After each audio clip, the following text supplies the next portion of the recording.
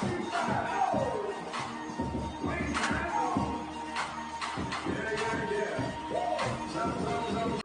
everybody and welcome back to my channel. So today kicks off an experimental series on my channel that I'm gonna call Makeup Monsters.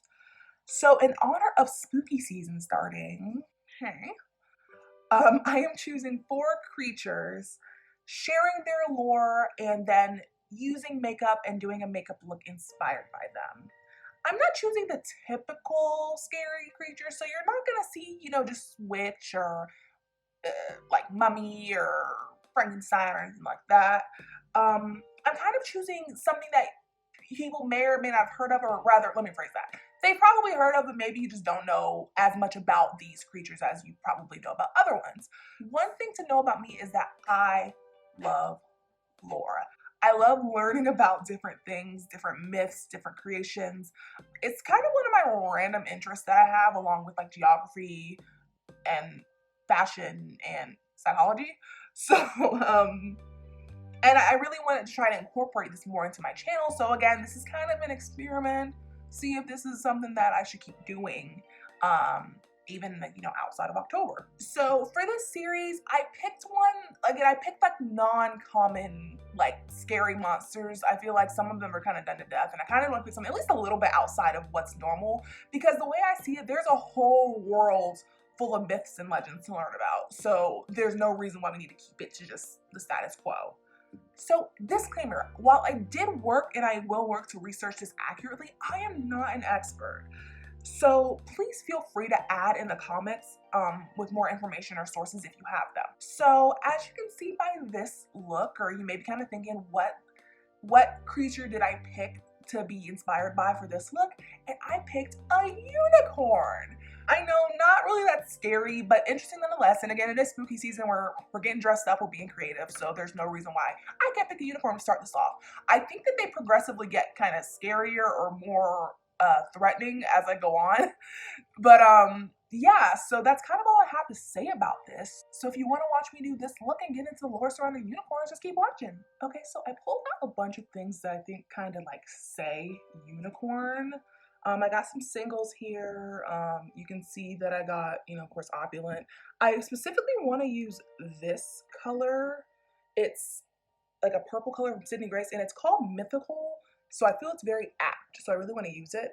And then I also really want to use this one from the Terra Cosmetics, and it's called Mood Ring. It's like a green and like blue shift. And then I'm kind of feeling like I want to use these pinks. So I'm thinking like a green, blue, purpley look. I haven't fully decided what I want to do yet, so we'll figure it out as we go. I also pulled out my Mythical Cosmetics Cake Liner palette. I just feel like it's gonna work. And then I also pulled out my Masquerade Mini by Juvia's Place. I'm thinking using maybe a couple of these colors up top are gonna work.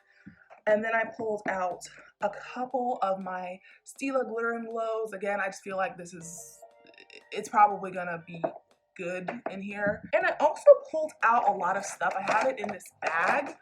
I pulled out 2 NYX highlighters. So there are these NYX color highlighters. One's purple and one's a blue. And then I also pulled out these eyeliners. One's a pink and one's a blue. And then for lips, I pulled out a ton of options. I pulled out all of my Pat McGrath lip glosses, the glitter glosses, because I feel like unicorn glitter just makes sense to me. And I also pulled out some of my Prada lipsticks, just in case maybe the rest of the look takes on a little bit of life of its own and I want to tone it down with the lip. And then I also pulled out this lip bar purple, this blue from NYX, and these pinks, one from Sephora Cosmetics, like their personal line, and then one from MAC. So hopefully with these, I feel like I'm gonna be able to create a really good unicorn look. But again, we'll see. So let's just go ahead and get into the look. And as per usual, everything that I actually end up using will be in the description box. So a unicorn is, of course, a mythological animal. I have my notes down here, so that's why I'm looking down. In most modern interpretations, it pretty much is just like a horse with a horn, and that's what most people tend to think of when they think of a unicorn. But in earlier depictions, it actually depicted unicorns as having the body of a horse but with goat hooves, and then a lion's tail with the horn. So unicorns actually appeared in artwork of early Mesopotamia, but they've also appeared in myths in both India and China. Now, in most interpretations of the unicorn, they're considered to be peaceful but slightly temperamental animals that tend to like to avoid contact with humans. No, that's right. Can't say I blame them. And I think one of the most famous ideas about unicorns is that they're impossible to tame, which is why there's so many couples apparently that are looking for their unicorn. So I went ahead and did my brows and my concealer off camera. So the roots of the unicorn myth date back to at least 400 BCE, when the Greek historian Ctesias first recorded a unicorn-like creature in India. So here's a quote from Britannica.com about this, who related that the Indian wild ass was the size of a horse with a white body, purple head, and blue eyes, and on its forehead was a cubit-long horn colored red and pointed at the tip, black in the middle, and white at the base. Those who drank from its horn were thought to be protected from stomach trouble, epilepsy, and poison. It was very fleet of foot and difficult to capture. The actual animal behind Cece's description was probably the Indian rhinoceros. So I'm just bronzing up right now. So over time, the unicorn acquired additional significance as a symbol of purity, protection, and medieval chivalry, eventually sometimes being considered as an allegory of Christ, which brings me to... Now I'm doing my blush. I'm just taking the, Play Too Much blush from Mented, because, like I said, I don't really know exactly where this look is going, so I'm just gonna pick a pretty neutral blush. So I just got the Juvia's Place eye primer, so I'm gonna be using that today. Okay, so I think I'm gonna start with this pink in the outer crease and this green in the inner crease, and then kind of deepen up that pink with this purple out of the Juvia's Place palette, and then do a cut crease with the other stuff. Yeah, that sounds right.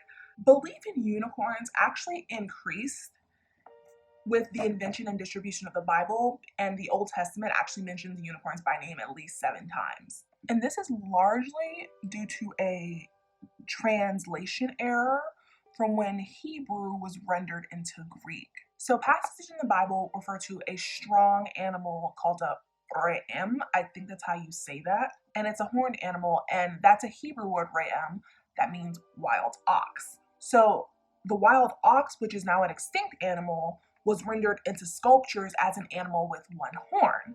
And so when this was translated into Greek, it was translated as monokeros. I think I'm saying that correctly. Monokeros, or 1 horn. So when the Latin Bible of the Christian world came along, it went from monokeros to unikeros or unicornos, and then eventually to unicorn when the English translators of King James came along. So basically it went from Hebrew to Greek to Latin to English, and that's how we got from monokeros to unicorn. So it was basically like a centuries long game of telephone. So one of the earliest interpretations of unicorns in like a Christ-like manner, or as an allegory for Christ, actually appears in an ancient Greek bestiary, which, if you don't know what a bestiary is, it's like a book of beasts, book of kind of what's in the natural world, known as the Physiologus or Physiologus. I think it's Physiologus, I think is what it is, which states that the unicorn is a strong, fierce animal that can only be caught if a virgin maiden is placed before it. Now, that's one of the more popular unicorn myths about the Virgin Maiden. I'm actually taking a little bit of like a deeper purple from, I think that's a Colourpop single, I think. So according to this myth, the unicorn leaps into the virgin's lap and she suckles it and leads it to the king's palace. So medieval writers thus liken the unicorn to Christ, who raised up the horn of salvation for mankind and dwelt in the womb of the Virgin Mary. So now I'm kind of just gonna like dot this green in because this may or may not work the way I need it to.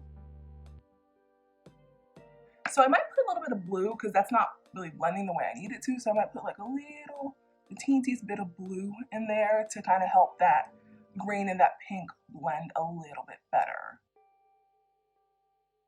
Oh, I mean, that's kind of working a little bit. Okay, so this blue from the this palette, okay, the Masquerade, I think this might work right here. It's kind of like a bluey purple. So let's see if that does what I need it to do. Yeah, whatever. So this was also the only way to actually trap a unicorn, because as we mentioned, they were known to be impossible to tame, and they kind of like to just play around with people and not really let them get anywhere near. So the Virgin Maiden of the Good Heart was the only one that could accurately or come in the unicorn's vicinity.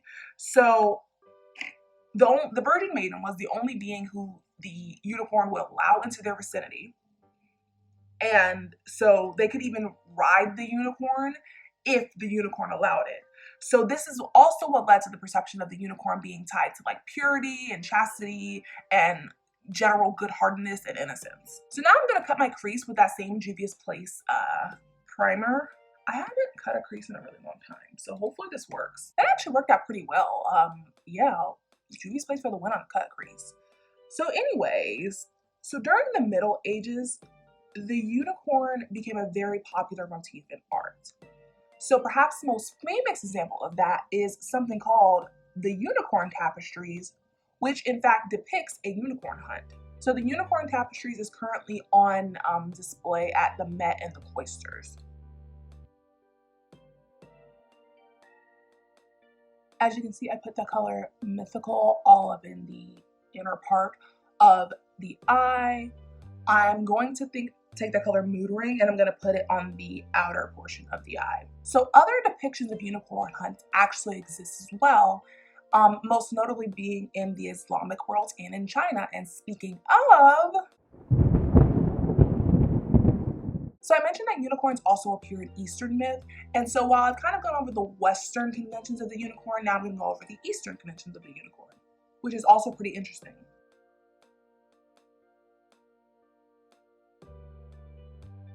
So because Mood Ring is kind of like a blue-green shifty kind of color, I'm also going to go over it with JDGlow's Galaxy Shadow in Unexpected, like right over where they meet. I feel like that'll kind of...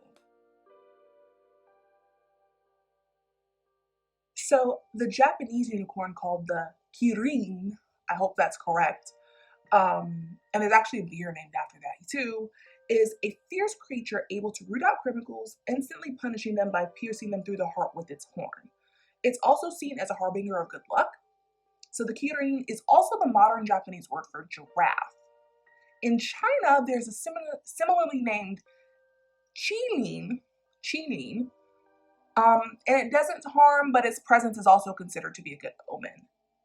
So a qilin has a single horn on its head, a yellow belly, a multicolored back, the body of a deer, and the tail of an ox. So it's more of a chimerical appearance.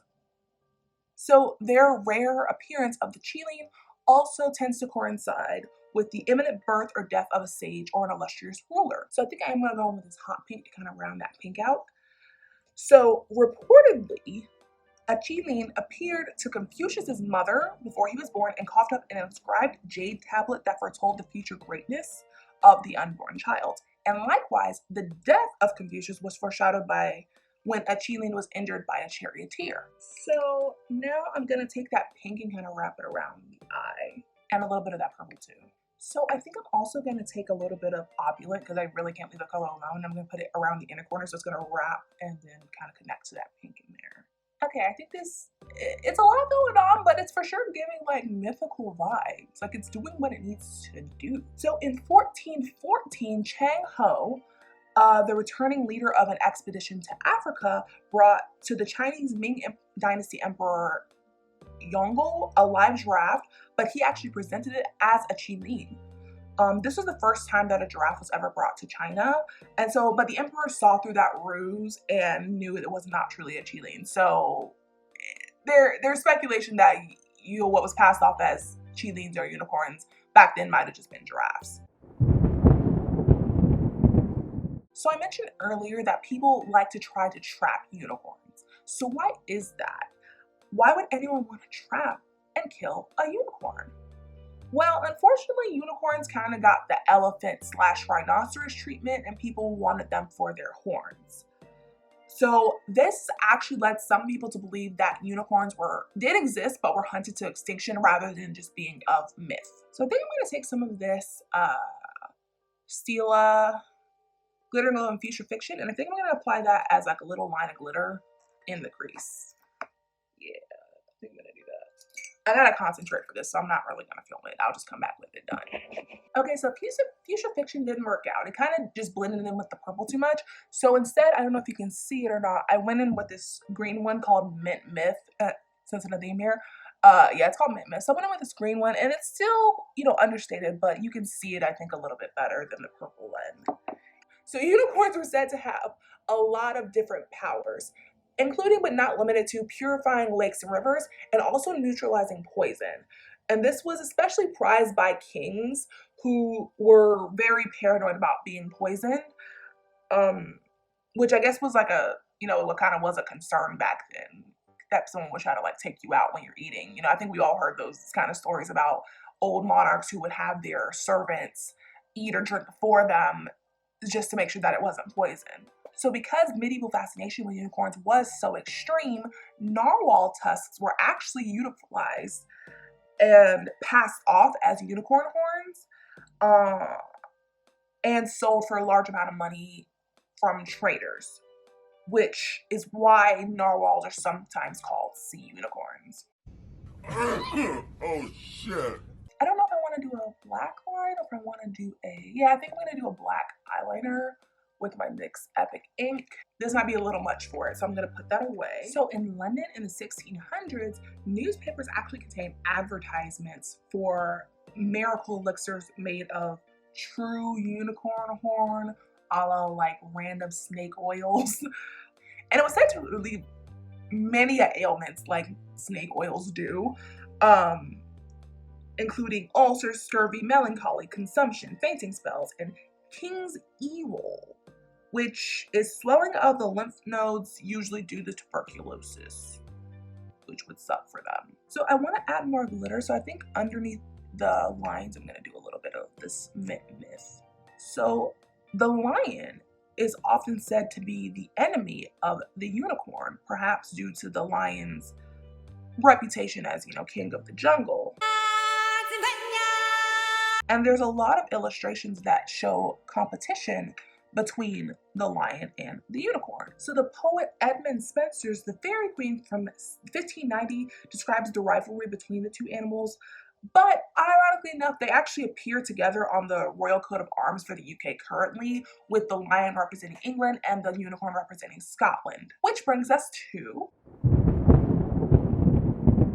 So I'm gonna take a little bit more of this Mint Myth on my finger, and I'm kind of gonna just like dot it around the eyebrow and maybe even like in the temple. I might take another color. I might take that Fuchsia Fiction and put that around the temple area. Ooh. So I think that works out perfectly because now I can take that purple highlighter from NYX. See, it's all coming together now. It's all coming together. So belief in unicorns pretty much waned, or at least started waning, by the Age of Enlightenment, which is around the 1700s, 1800s or so, if my internal clock is correct, but it may not be. I'm pretty sure that's what it was though. Yeah, so around the 1700s or so, because more of the world was being explored and then no one was finding unicorns. So of course, the logical conclusion at that point would be they probably don't exist. So today, most of the time, unicorns are pretty much seen as myth and myth only, unfortunately. But you know, some people maintain that unicorns just never made it onto the ark. So the legend behind that actually holds that when Noah went to pack up the ark in the face of the flood, the unicorns were just too slow getting on there, or they were just kind of taking up more space than necessary. And they were making it kind of uncomfortable for the other animals, so Noah just left them behind. Others believe that unicorns did indeed survive, but they evolved into narwhals. So I haven't decided on a lip yet. I definitely think I want to do one of these glitter lip glosses, maybe the purple one. So I think I'm going to take Proppa's Closer, and I'm going to put this lip gloss over it. So regardless, the unicorn remains a very popular figure in our modern imaginations, and it's captured and immortalized in art, in literature, and in movies and TV shows, but it's really only through the art and through the stories that we in turn have ever come close to capturing a unicorn. And so yeah guys, that's actually gonna do it for the final look. Here it is. I will give you a little bit of a close-up here. Yeah, and I think it's definitely giving something, you know, it's giving unicorn, it's giving mythical, it's giving you know, probably doesn't exist, not in the real world at least. Anyways, I really hope that you guys enjoyed this video. I actually enjoyed making this and researching unicorns. I didn't know a ton about unicorns other than, you know, like frilly horses, but this is actually pretty fun. You know, it was all good fun and I learned a lot. I haven't actually done any like true intensive research in this capacity and then presented it since like college. So it was a little bit of a throwback for me. And I think I did pretty okay, pretty well, if I do say so myself. Look at the material. You should be going home anyway. You can be the judge of it. Now, as I stated before, this was a very brief history of unicorns. And while I did work to be kind of accurate, I am not an expert. So if there's something that I missed, or maybe there's something that you guys want to add in the comments, please feel free to do so with your sources. I am not above, you know, being told that I missed something or that I need to be corrected. So please respectfully leave that in the comments. All of the sources that I use, as well as all the makeup that I use, will be linked in the description box. As per usual, please be sure to like, comment, subscribe. Tell me if you like this series. Like I said, this is pretty experimental. I'm just doing this for the month of October. So just tell me what you think of this. Tell me if this is something I should keep doing. So please be sure to subscribe if you haven't. Again, I plan to do 3 more of these before the month of October is over. You can find me on Instagram at DejaVu. You can find me on Twitter at DejaVu2. You can find me on TikTok at DejaVu3. However, I'm not usually on there. And you can follow my podcast, Grossly Overqualified, found everywhere that podcasts are found. So until the next video, you guys stay safe, have fun, happy spooky season, and bye!